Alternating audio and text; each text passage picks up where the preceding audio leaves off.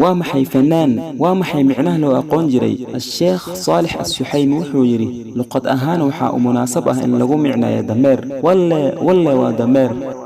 haddii aad u noqotaan lahjadooyinka carabta waxaad ka helaysaan inuu la micno ahaa ereyga fanaan ximaar yacni waa dameer walle waa dameer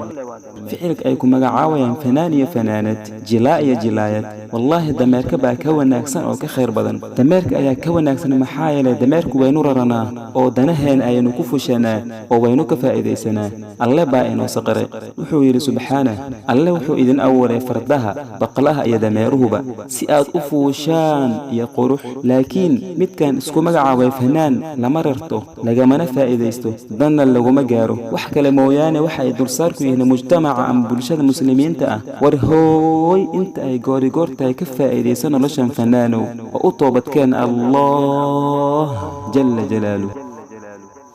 fadlan gaarsii walaalahaaga kale laga yaabo inuu sababtaada alle uu ku soo hanuuniyo qof muslima